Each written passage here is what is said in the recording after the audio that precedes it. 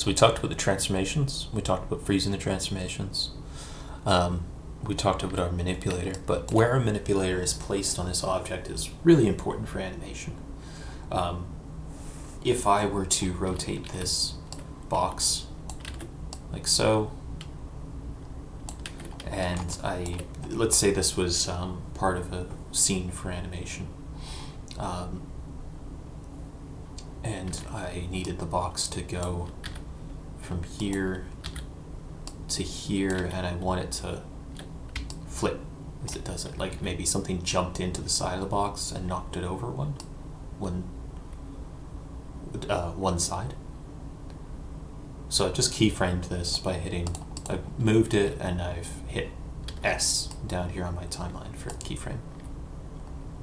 I also have my auto key on, which is this button in the bottom right hand corner here.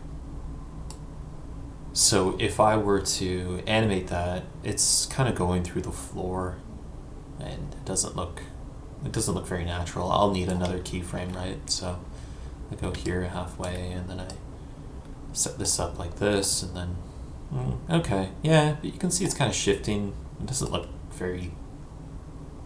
great. It doesn't have a nice feeling the way that it's coming down, and it's not very user-friendly to have to create another keyframe just for that. Like, I'll probably want to have an awful lot of keyframes when I'm animating something like that to show the weight and the momentum.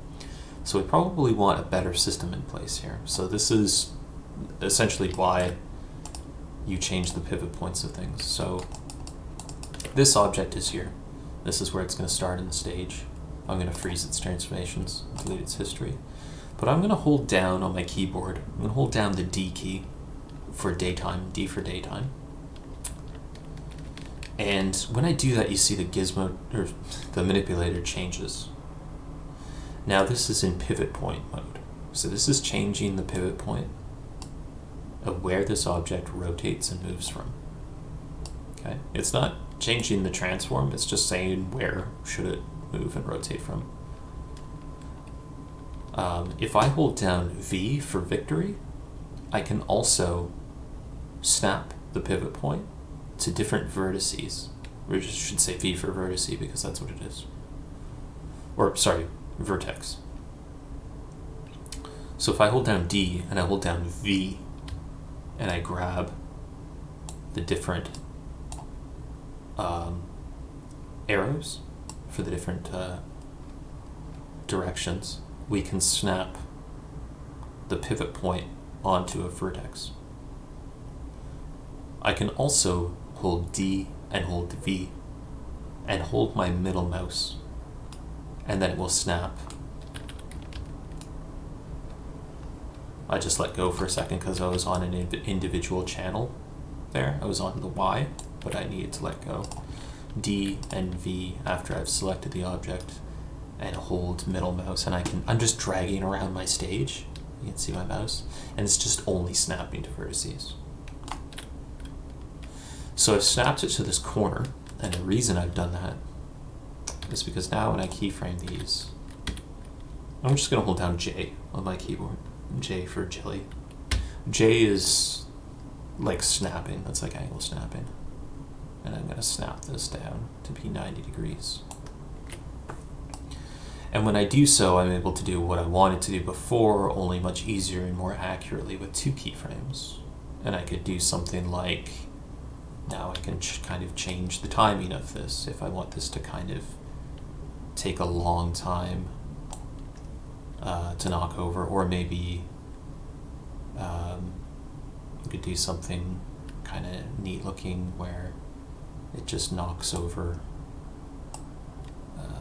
Let's say it knocks over slowly, like it's being lifted up like it's heavy and then it plops over, okay?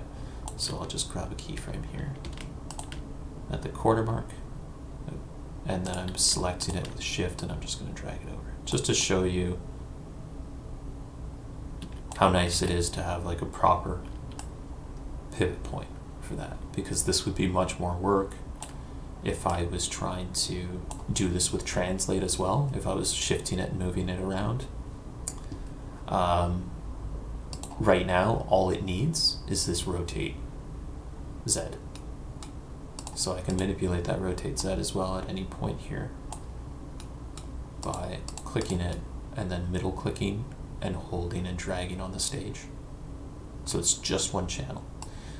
So this is a way of keeping your channels very neat and tidy, because if you want to add more animation onto it, let's say I wanted to make it look a little bit almost like more like a step that it's taking, and I wanted to tilt this, then I have access to those channels and they're just informing what they need to do, you know, in kind of like a more direct and clear way to my animation.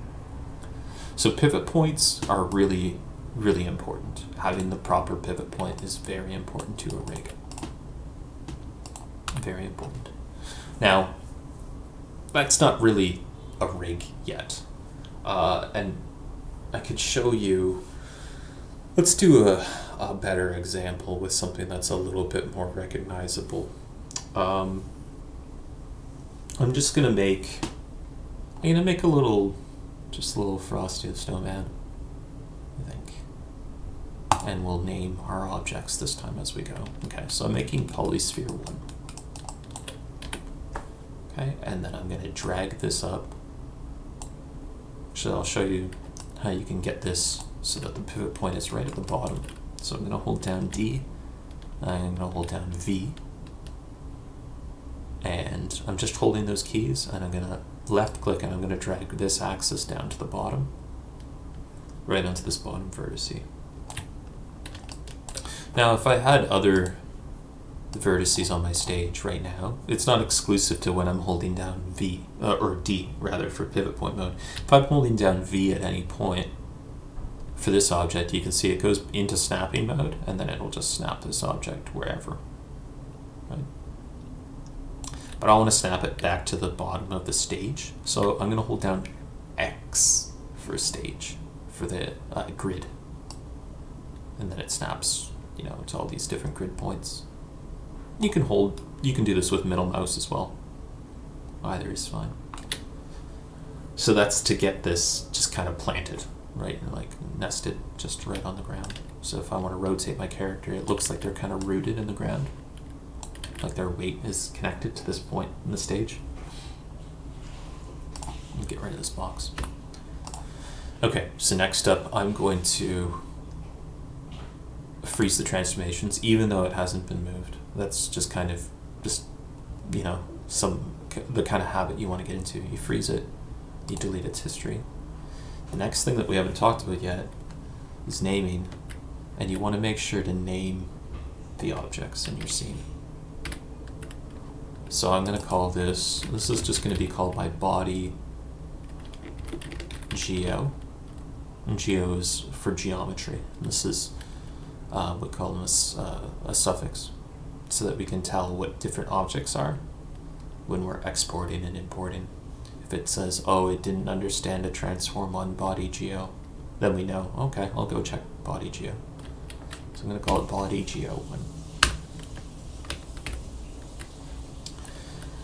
And then I called it body geo 1 because if I duplicate this, I can duplicate it by hitting Control and D.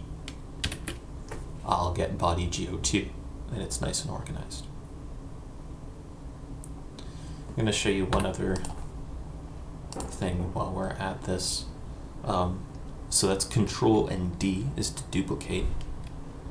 But let's say we wanted to take this object and we wanted to put it in a group. We want to nest this underneath something. To do that, I can hit Control and G for group, and we're going to be working with groups a lot.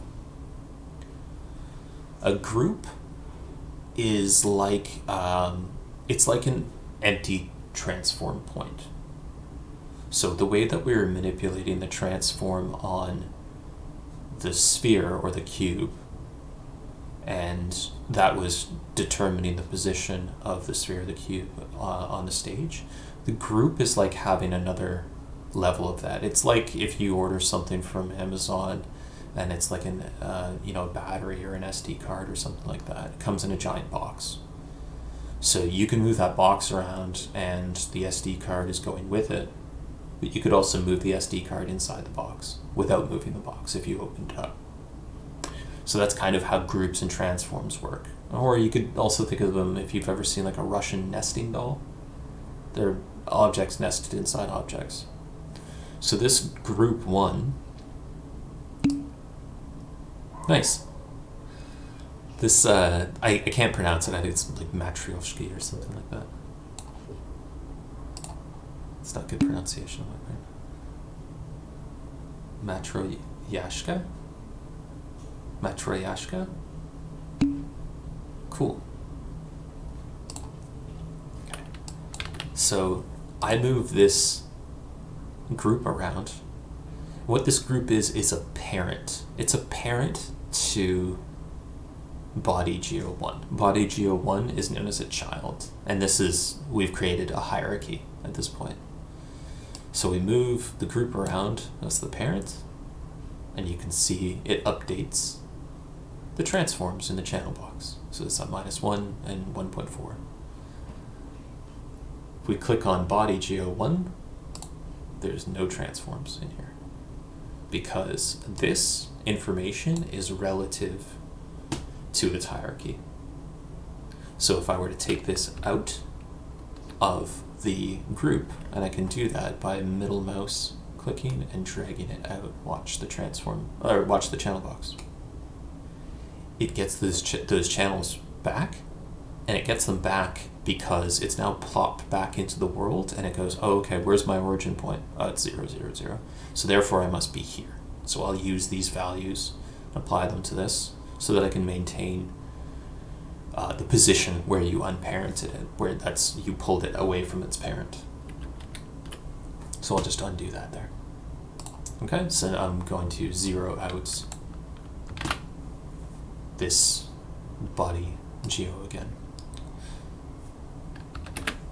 So naming is important, and keeping track of what's happening here in the outliner is very important. And there's a conundrum that we can get into here. So I'm going to duplicate body geo1, and you see we get body geo2, which was where I kind of left off with creating these. So if I try to rename this body geo1, it's not going to let me. It's going to change it to body geo2 for me.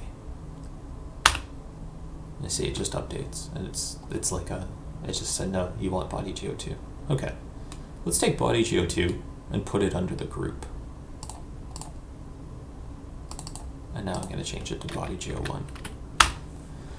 Now it lets me, but this is really bad practice because Maya will need to refer to these transforms in their name as a string. So it's a string, it's a piece of information that gets stored in memory. What this body geo1 is actually called to Maya is group 1 and then a pipe, and then it's body geo1. This one is just called body geo1. Very confusing, and it can cause errors, and it can actually keep it from getting imported into Game Engine. So I bring this up because to put it in the group, if you want to make a new group, you can just click on it and hit Control-G. If you already have a group, you can middle mouse, click and drag it into the group. And actually, another way you can do that is if it's in a group, you can on your keyboard hit Shift-P. That unparents it.